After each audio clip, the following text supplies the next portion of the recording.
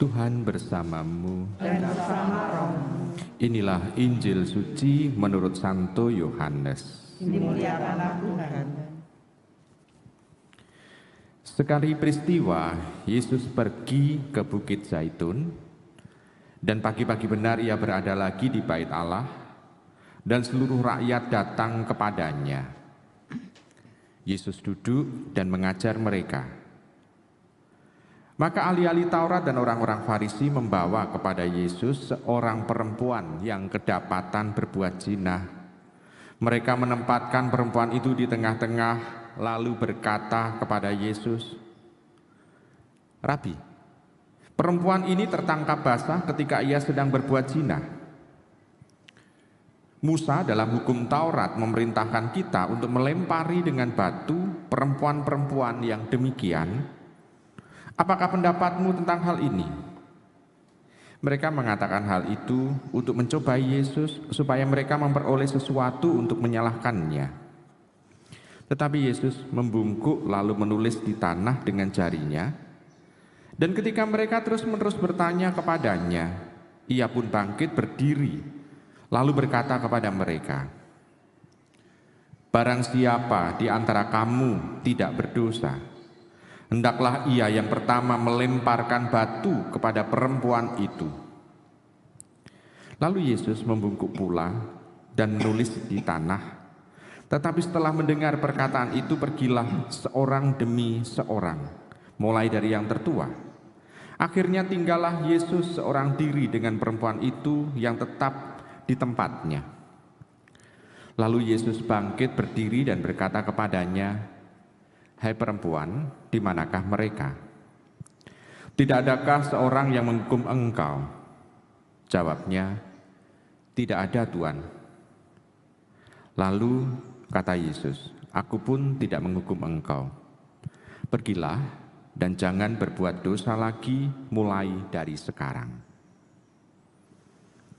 Demikianlah sabda Tuhan. Terpujilah Kristus. Ibu, Bapak, saudari-saudara yang terkasih dalam Yesus Tuhan, dalam bacaan pertama dan bacaan Injil senada yang dibicarakan yaitu soal perzinahan. Tetapi bukan itu yang mau kita omongkan. Yang mau kita bicarakan adalah mengapa Tuhan dengan mudah untuk bisa mengampuni orang itu, orang yang melakukan tindakan yang dituduhkan kepadanya berbuat zina.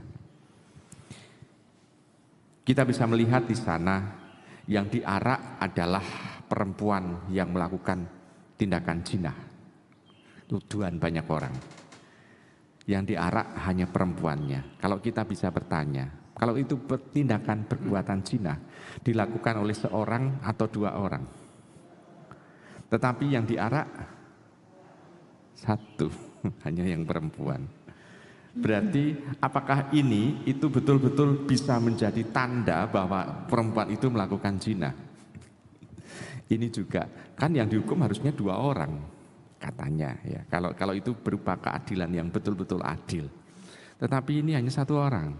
Berarti tanda bahwa hukum ini walaupun dikatakan hukum Musa, tetapi toh ini dilegalkan oleh orang-orang yang menyetujui untuk hanya satu orang yang dihukum, bukan dua orang. Padahal kalau ini perbuatan tindakan yang menyalahi tindakan Allah, kalau itu berupa tindakan perzinahan, pasti harus dua orang yang melakukan. Nah, Ibu, Bapak, Saudara terkasih, Tuhan Yesus melihat bahwa di satu sisi itu hanya merugikan perempuan itu. Lalu yang kedua, kita bisa melihat Tuhan dengan mudah bisa mengampuni karena yang pertama, yang dibenci oleh Tuhan, tindakan perzinahan itu ataukah orang itu yang dibenci tindakannya. Berarti Tuhan tetap bisa dengan mudah mendekati orang itu. Yang dibenci adalah tindakan perzinahannya. Maka Tuhan itu dengan mudah tetap bisa merangkul, bisa mengampuni orang yang melakukan itu karena Orang itu dikatakan berdosa bukan karena pribadi orang itu, tapi karena tindakannya. Maka Tuhan mengatakan, aku juga tidak menghukum kamu, tetapi pergilah, namun mulai hari ini jangan berbuat dosa lagi. Berarti Tuhan tetap mau mengungkapkan bahwa Dia membenci tindakan orang yang melakukan perzinahan itu. Jadi tindakannya yang dibenci. Namun dengan mudah Tuhan tetap mau untuk menginginkan orang ini itu mengadakan pertobatan, perubahan. Supaya martabat orang itu bisa kembali. Dan juga orang itu bisa melakukan tindakan yang dalam kehidupan sehari-hari adalah kebaikan-kebaikan yang bisa dia lakukan.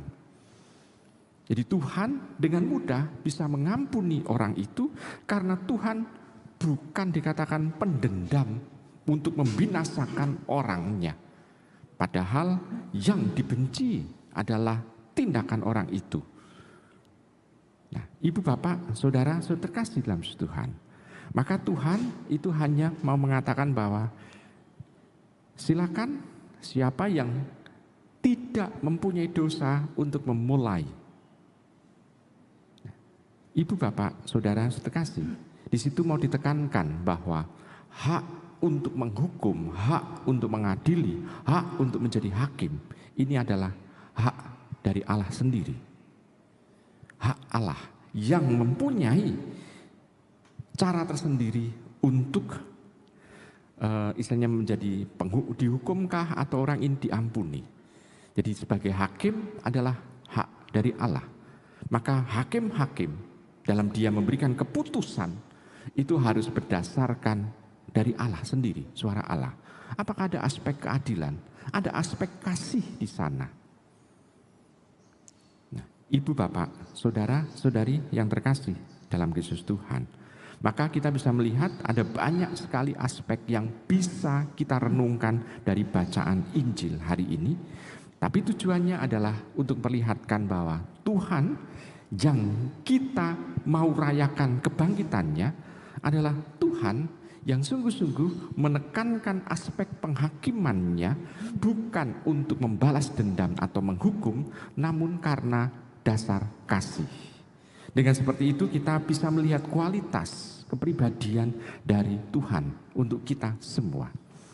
Maka marilah kita hening sejenak, kita mencoba melihat apakah yang harus kita perbaiki, karena Tuhan memang Dia adalah yang maha kasih, yang mau memberikan kesempatan bagi diri kita untuk berubah menjadi pribadi yang lebih baik.